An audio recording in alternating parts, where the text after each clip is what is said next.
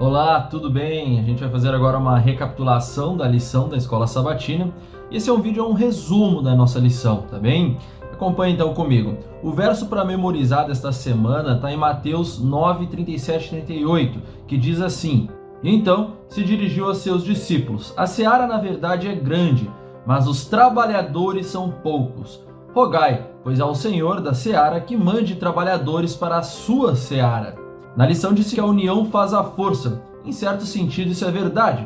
Você já reparou que nos motivamos mais a fazer exercício físico se estivermos com um grupo de pessoas do que se tivermos que nos exercitar sozinhos todos os dias? De maneira semelhante, Deus nos criou para a comunhão. Somos seres sociais e assim como no exercício físico, acontece muitas vezes na vida. Fazemos melhor se tivermos um sistema de apoio. Isso é especialmente verdade em relação às questões espirituais. Em toda a Bíblia, a comunidade e os pequenos grupos são destacados como um dos métodos de Deus para fortalecer a fé, aumentar o nosso conhecimento de sua palavra e aprofundar nossa vida de oração e nos habilitar a testemunhar. Já na lição de domingo, o título se chama Pequenos Grupos, uma Ideia Divina, e diz na lição que o Pai, o Filho e o Espírito Santo participaram da criação. Cada um deles teve tarefas diferentes, mas trabalharam em união indivisível. O Pai foi o mestre, planejador, arquiteto, e ele executou seus planos por meio de Jesus, o agente da criação em harmonia com o Espírito Santo. Um ato sobrenatural tão poderoso como esse, além da nossa compreensão, e o que entendemos claramente não é apenas a realidade do mundo criado e do universo, mas que o próprio Deus fez tudo isso. Os pequenos grupos foram uma ideia divina, embora devamos ter cuidado com as analogias em relação à criação e aspectos misteriosos de Deus. Façamos aqui uma comparação. O Pai, o Filho e o Espírito Santo formaram o primeiro grupo de modo a atuar integrado na história da salvação. Eles participaram da criação da humanidade e de sua redenção após a queda. Já na lição de segunda, o título é Os Pequenos Grupos nas Escrituras, e diz que a Bíblia expressa exemplos de organização comparáveis aos pequenos grupos modernos quanto à oração, comunhão, encorajamento, trabalho integrado. Isso dava ao povo de Deus a oportunidade de compartilhar responsabilidades e utilizar os seus dons. Nos pequenos grupos, o Senhor pode usar cada um de nós mais plenamente. O propósito de Jesus em chamar os discípulos era prepará-los tanto espiritualmente quanto de maneira prática para a missão. E em comunhão com Cristo, eles cresceram em graça e aprenderam a ministrar com eficiência. Quando observaram Jesus ministrando as necessidades das pessoas, aprendiam como usar os seus dons. O objetivo de Jesus era alimentar espiritualmente as pessoas e evangelizá-las. Já na lição de terça, intitulada de Organizados para Servir, menciona que Paulo não apenas revelou a importância dos dons espirituais, mas sugeriu como podemos ser organizados. Ele discutiu os dons espirituais no funcionamento do corpo de Cristo. Um estudo de anatomia e fisiologia revela que os órgãos do corpo estão organizados em diferentes sistemas interrelacionados. Por exemplo, os sistemas digestório, cardiovascular, respiratório e esquelético são apenas alguns exemplos dos sistemas de órgãos complexos do corpo. Os dons espirituais são como as diferentes partes do corpo. Elas funcionam melhor quando organizadas em sistemas em grupos. Na maioria dos casos, não podem funcionar sozinhos. E o nosso corpo não é apenas um conjunto de órgãos separados que trabalham de modo independente.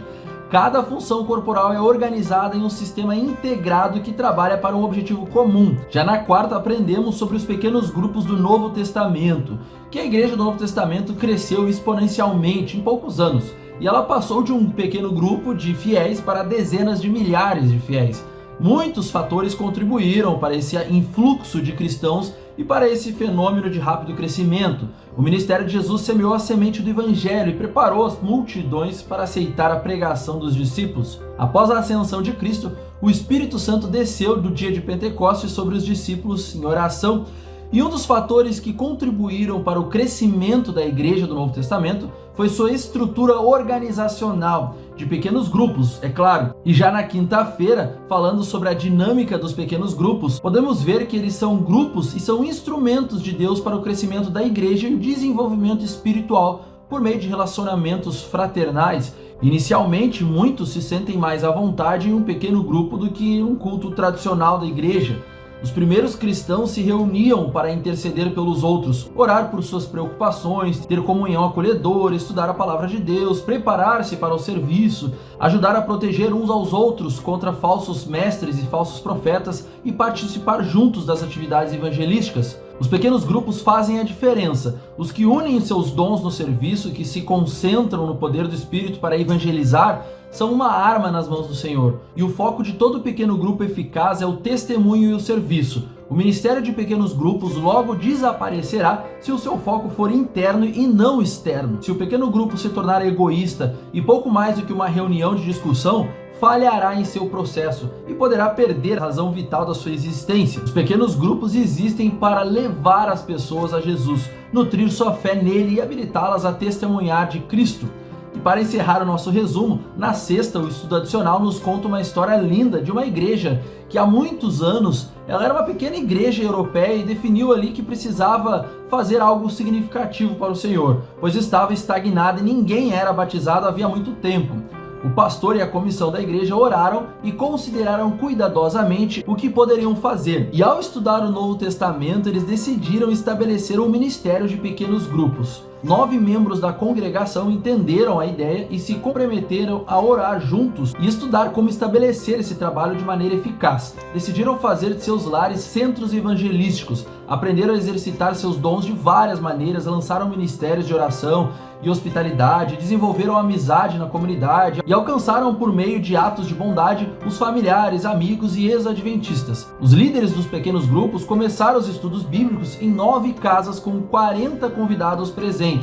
Eles ficaram impressionados com o que o Espírito Santo fez. Por fim, 17 pessoas foram batizadas. O testemunho dessa igreja, que era pequena e estagnada, é que os pequenos grupos fazem uma enorme diferença. Eles são um dos meios de Deus para envolver os membros da igreja na missão. Talvez Deus esteja chamando você para iniciar um pequeno grupo em sua casa. Por que não começar a orar sobre isso? Tenha uma experiência espiritualmente gratificante.